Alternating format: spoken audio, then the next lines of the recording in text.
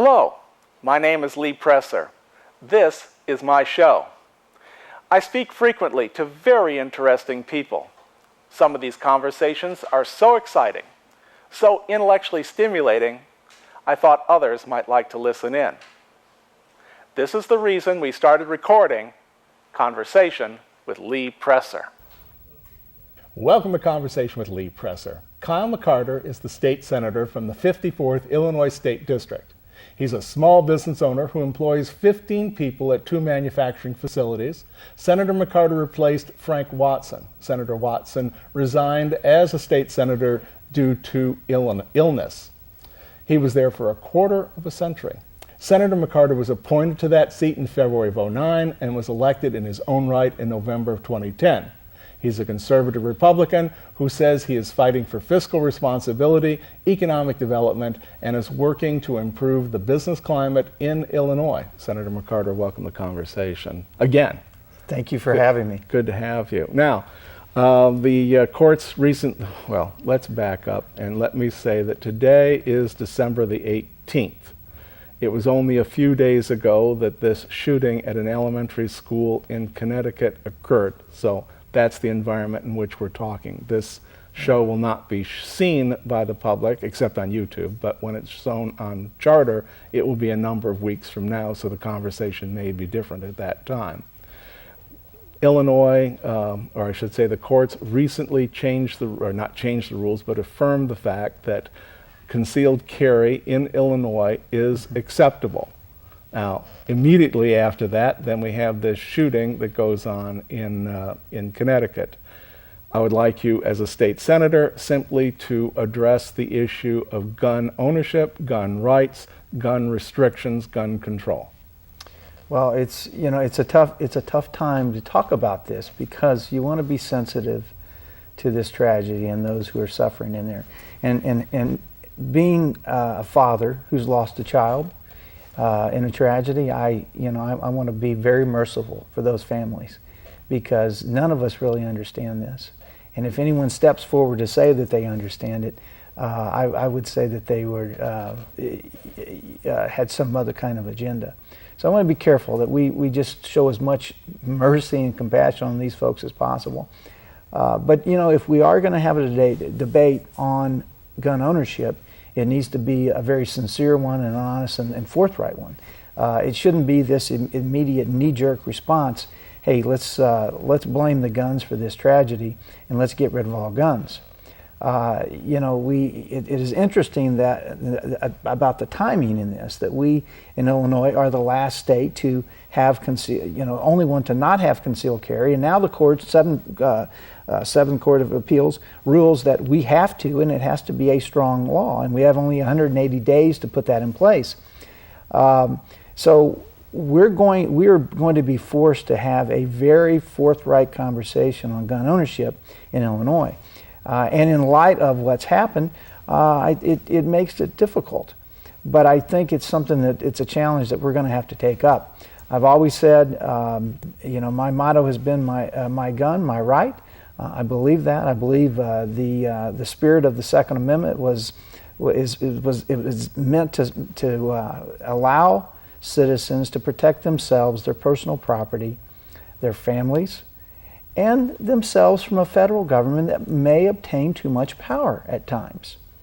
And you say, well, boy, that's kind of futuristic. No, I think they had that intention when that was, when that came about. Does that mean you're a vigilante? No, not at all. That just means that you believe that citizens have that right, and with that right comes a responsibility to become a responsible gun owner. And so I think that, those of us who are fighting for gun rights have no problem stepping forward and saying we will be responsible gun owners as well. And that's what I think concealed carry does. It produces more responsible gun owners. So, the question now is, what do we do with this law? Do we make it a weak law and to placate the political powers in Chicago that don't want any guns at all? Someone said today, perhaps Rahm Emanuel's slogan should be no carry, no guns. I found that interesting because, I've been pushing my gun, my right. But, the people in Chicago should not be carved out from any concealed carry. Think about the families that want to protect themselves in inner city Chicago, in Southside Chicago, where we have as many as 20 killings in a weekend. Why should we deny them that opportunity? Well, you just brought up a point that I have had conversations about. First of all, there seems to be a divergence of opinion between urban dwellers and suburban and especially rural dwellers, where urban people see guns in the way you just described, that, oh, well, last weekend 20 people were just killed with guns. Yes, you say people want to protect themselves, but they wouldn't have to protect themselves if guns simply didn't exist or weren't in the hands of criminals. Of course, that is sort of like wishing for things that aren't. I mean, as I understand, there's 200 or 300 million weapons currently in existence in the United States. So it's not like we're going to send the National Guard house to house, rip them apart, and take guns away from criminals and other people. So, but they still have this objection to having guns because there's so many people in an urban environment that get negatively affected by guns. Whereas people who live in rural areas see them as self-protection and also see them as weapons or not weapons, they see them as tools, hunting tools. They also see them, as you said, as, hey, some government guy wants to come up here and give me a hard time. At least I have a way of defending my interests and my rights. They can't just roll in here and point a gun at me and say, this is the way it's going to be, buddy, whether you like it or not. Right. Well, I think we always have this picture of the criminals with guns as the gangbangers. And, I guarantee you there are some gangbangers, there are some thugs that are smart enough to know how to make a gun. To say that you're going to get rid of all guns is nonsense. It's just not going to happen. I mean, you go to a story in China last week where a guy comes into a classroom and stabs 20 plus kids. I mean, if it's not a gun, it may be a club. If it's not a club, it may be a knife. I mean, let's talk about the explosives. Or explosives. Let's talk about Molotov cocktail tossed in a Oklahoma window. City bombing. I mean, no guns were needed there. And so let's talk. I think a lot of people don't really want to get to what could be the heart of this, and this is about evil. This is about people doing things that not respecting life and not respecting their parents to the point that they would kill their own mother. I mean, I was surprised during the course of, and I have to admit, I did not listen to a lot of the discussion on TV because I just found it so upsetting and offensive. But I was surprised to hear the use of the word evil, which you rarely hear straight face on a news program, the discussion of evil. Well, it's something we can recognize. I mean, it doesn't matter whether you're a churchgoer or you're an atheist. I mean, even an atheist can recognize evil. I mean, can they? Not always. Well, I would say if you're an atheist, you're looking at this situation, I don't know what you call it. You sure don't call it providence from any God or anything. You look at it and you just say that I don't want to look at it. It's awful. I mean, and that's really the way I've reacted to this. I've been very quiet. It's not something you want to go into detail. But as leaders in our community, in this state, in this nation, we've got to step up and have a very serious conversation. And you say, well, but what about, is this just prayer in school? No, I think Mike Huckabee made that very clear. That's just one symptom. But I find it so interesting that when we have a tragedy like this, who do we interview first on the national news? The rabbi and the priest. Now, we never wanted to hear from the rabbi and the priest because that would have been mixing church and state. But now when we get into a situation where we can't understand it, it's so horrific that we don't have any answers. We say, Father, pray for us. Rabbi, give us some consoling words. Let's face it, we don't have this under control. We don't have this society under control. This society is changing. There is more evil than there was in the past. You wouldn't think of disrespecting your parents or taking the life of a child in generations past. And so, what we have to, the solution is not just to take away, the weapons. And I think as far as gun control, I think the solution could be to the opposite. I think, why not allow, we carve out schools and universities. Why not allow leaders in schools to carry? We wouldn't approve anyone that wasn't responsible. And then what if you've got a daughter at a university where there's been a rape? Why would you not want your daughter to be able to carry, to protect herself on a very large campus? Remember, very large campuses, many have carved those out of the concealed carry laws. In fact, the one that's on the books today, or that's being proposed in the House, carves out those too. I have a problem with that. Mm-hmm. And it's not because I'm a guy that stacks up guns in my house. I don't. I was raised, with hunting guns. And am I going to protect my family? Yes, I am, because I have an obligation to protect my wife and my kids and my family. I'm obligated to them to protect them. It's not because I just love guns.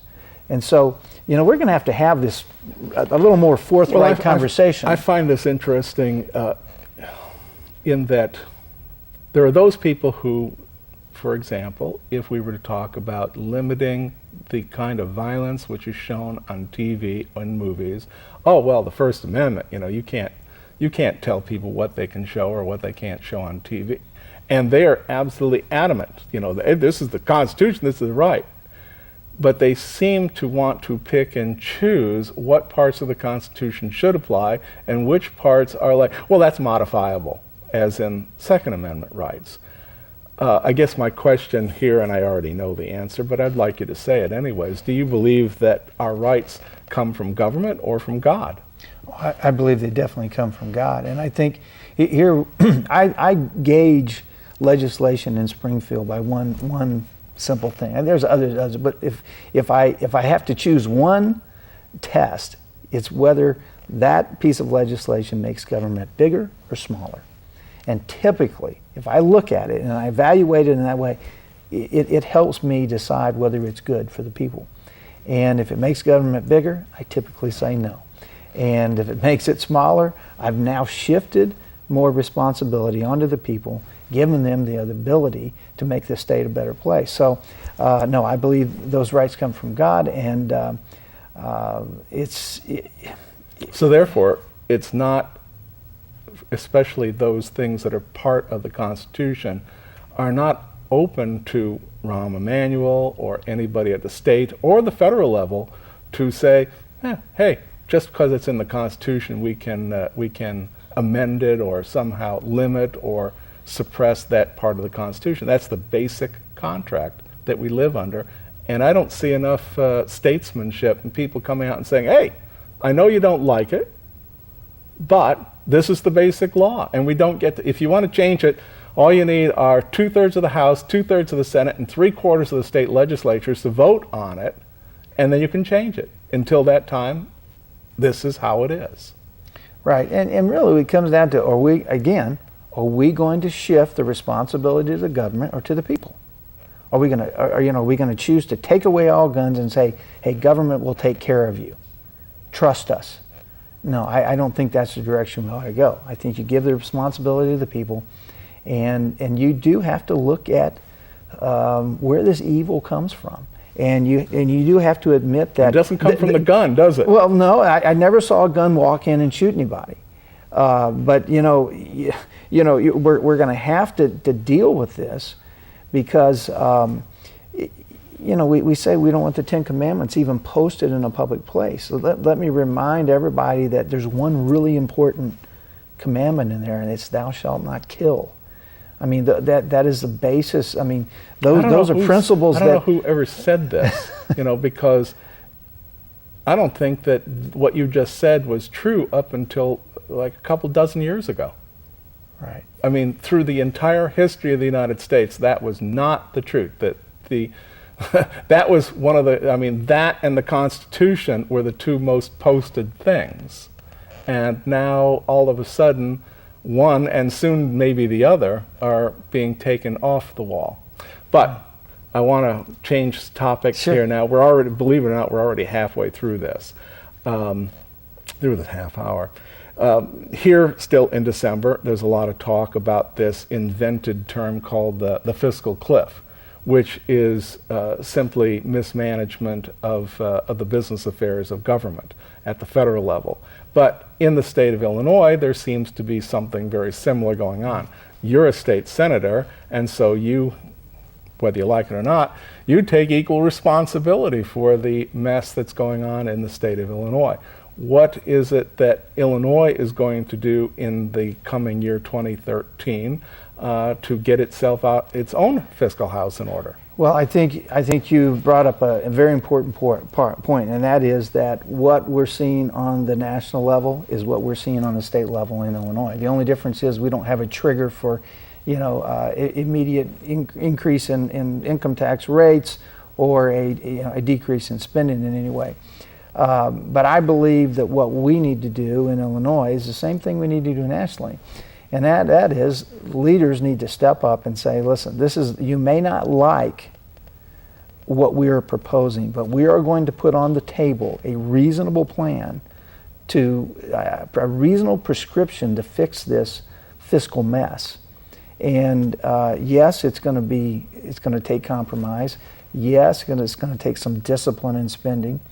And yes, it's going to respect those who generate revenue and those who invest capital and hire other people. We're going to promote them. We're going to support them. We're not going to penalize them, but we're going to reward them for hiring our families, and put that plan on the table in detail, and then say, listen, now the people have spoken, and here are the powers to be in politics, as in Illinois, where we've got a supermajority in the House and the Senate, and the Democrats as well have the governorship.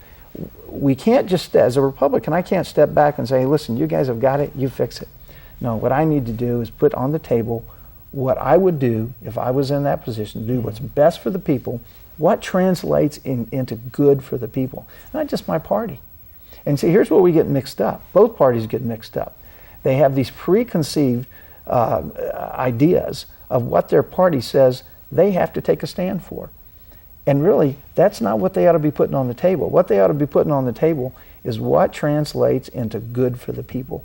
And that's the only way we should be judged, by what we put on the table. And that is, at the end of the day, does it help our families? Does it bring our families closer together? Does it provide them jobs? Does it give them that self-reliance and independence to say, listen, Illinois is a great place to come. Look at what's happening here.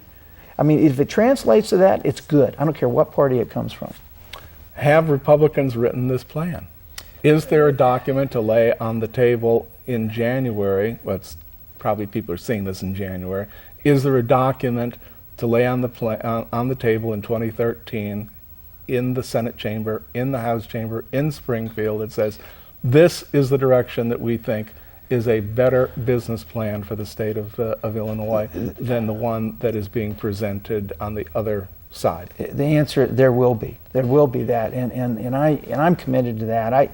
I'm trying not to, as my dad used to say as a preacher, chase rabbits. He would get a little distracted in a sermon and talk about stuff that he hadn't intended to talk about. Well, I'm trying not to chase rabbits. We need to focus on the big ticket issues, like pensions, like Medicaid, like a discipline in spending. Is this where the money is going? That's what I was going to ask you. Where is all these billions of dollars going to? My son did something for me. He's a computer kid, whiz, and he put something on my computer, which showed in my computer where all my space went. I was running out of hard drive space, right? And so it's like, this program shows where all the space has been used and what it's been allocated towards. Has the state of Illinois done something like that? Can you say, here in this department, we're spending, or this area, social welfare, or whatever it is you want to call it, this is X percentage, roads and bridges, that's X percentage. I mean, administration of government is, another. I don't see a yes. Well, here. no, we can do that. But the easiest way to understand it is we've raised, taxes have been raised to take in $7 billion extra dollars every year. But at the same time, we have $8 billion in past due bills that we haven't paid. So what happened there? What we did is we increased new spending instead of paying off our debts. Who increased spending? Well, the budget that was approved by those in control, which is the Democrats, approved that spending. I would not have approved that spending. I would have taken our spending. Well, you were there, weren't you? Well, yeah, but there were portions of that budget I thought were responsible. I voted for those. There are portions that I thought were not responsible. I voted against those. I mean, that's all I can do, is debate, be part of that debate, engage in it, and then whatever the final product is, say yes or no. And so I've done that. Others have done that. But this morning on the front page of the Wall Street Journal, again, this is December the 18th, if anybody wants to go back and look, there's a long story there about Greece in Europe, and they're literally falling apart. I think it said that they used to have like 6 million people employed, now they have 4 million employed, or something on that order. Right. And that's just in the last couple of years, and that their government is literally dissolving before their very eyes. And there are now fascists that are rising, and then there's lefties that are rising, and there is this, they're on the verge of something ugly going on there. Can not people in Illinois and the United States not see that this is the outcome that they're headed for? Well, if enough people could see it, I think they would have changed the leadership in this country. I think if enough people could have seen it in Illinois, they would have not just kept the one party in power and given them a super majority. They would have changed.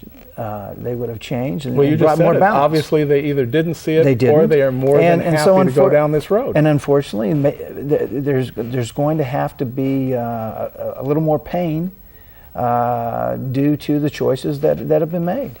And I hate that. I hate that for our family's sake. I hate that. Our kids, I always said this, national debt, our kids all inherit that national debt. But Illinois state debt, they don't have to inherit that. All they have to do is leave and go to another state. And then those of us that are left here inherit it. And so I wish we would have seen the breakup of the families leaving, going to other states, our kids not getting jobs here, but now going and working elsewhere with our grandkids, and us not being able to see them except at a homecoming. I wish that that would have motivated us to say, wait a minute, we've got to do something different here to keep our kids here. I said that throughout the last campaign. That was going to be the end result, is whether it takes us 15 minutes to go across town to see our kids and our grandkids, or 15 hours to another state. And I think that's the painful part of it, that we're breaking up communities in Illinois. So, having seen the outcome of this last 2012 election, what makes you stay? If I would analyze it based on money, and could I spend more time in my business and make more money? Yes, I could. This is not forever for me. This is a time that I think I've set aside to try to do whatever I can. I'm going to put something down on the table. I'm not sure if my party will. I'm attempting, and I'm encouraging my party to put that plan down on the table, because I think that's a responsible thing to do. Nonetheless, I'm going to do it, whether they do it or not. I hope they're with me. I hope they can help me create that plan. But I don't know what they're afraid of. I mean, they already have effectively no power whatsoever, and nobody's listening. What more damage could a realistic plan do? Well, I think the reason we as Republicans are in the super minority is because we failed to put that plan down. We failed to articulate what our principles and what our ideas will do for families. I mean, you said, well, we don't connect with minorities and women, and we don't connect with these people. Well, you know what? Maybe we didn't make the case well enough. Maybe we didn't articulate how our principles of smaller government and personal self-reliance is going to help them help their family and Well, produce unless you're- jobs for their family. Unless you're willing to start absolutely putting commercials on television which actually define these positions yourself, like in the middle of football games, basketball games, baseball games where there's large numbers of people watching, I wouldn't count on the newspapers to translate what you have to say to where people would actually understand it. And by the way, we're down to like about 3-4 minutes here. Okay. Well, no, my party's got to do something different. One, you can't wait until 3 months before the election and throw out a soundbite and say, hey, we love you, we care for you. You can't just vote for a driver's license bill for illegals and say, oh, check off the minorities, we've got them now. You can't say that. You've got to go into their communities and you've got to show them that your principles work for them and that your principles are going to translate into keeping their communities together, keeping their kids home with jobs, and you've got to start today, not 3 months before an election. And so why do I do this? Good advice. Good advice. And so how do they react when you make a statement like that? Well, we had a little test of that here a few weeks ago when I ran for the leadership in the Senate. And there were not enough people that chose to go with me. But I think it was the right thing for me to do to step and who up. won this leadership? Leader battle? Christine Radogno won the vote. Who is it? Christine Radogno, the current leader in the Republican Senate, is now the leader. And so, but you know, even though I lost that vote, I'm going to continue doing exactly what I'm doing today, and that is lead on those issues and help my caucus. I hope everyone pitches in to do this, but we can't do, you know, if we continue doing the things the way we've done in the past, we're destined for failure. And my party doesn't need to be failing any longer. The people can't afford it. Yeah, well, but you know what you just said though is for those who would like to see some progress made on financial issues, disconcerting to hear that the same folks that failed the last time are again at the head and have Right. the reins in their hand, ready to run the Republican Party off the cliff. Well, it's unfortunate. I think, like I said, I've got to continue doing what I'm doing now, and that is stepping out and leading. I believe there's hope for this state. If I didn't believe there's hope for Illinois, I wouldn't continue in the job. This job is not for me forever. I still believe in term limits, and I'll limit my own terms. You're but up for re-election 2014, is that right? That's correct. And And are you thinking that you are going to do that? I'll run again. Okay. I'll run again unless there's another opportunity to do something else and be more effective. And I want to be as effective as possible in the time that I'm here. Well, I have to say you're quite straightforward and candid, and that is refreshing, sometimes surprising. I have many different political types here, and I'm finding more and more in this world that when I talk, even business leaders seem unwilling to actually say what's on their mind when they're sitting here in front of a camera. That's about the time that we have. I want to thank you very much for coming and being candid with us, and look forward to having you with us again at another time. Thank you, Lee, for having me. Well, you're very, very welcome. And to my audience, I've been speaking with State Senator Kyle McCarter. His district is changing. He is now the 51st, but he's changing to the 54th Senate District. We'll see you all next time, and this program is on YouTube. Thank you.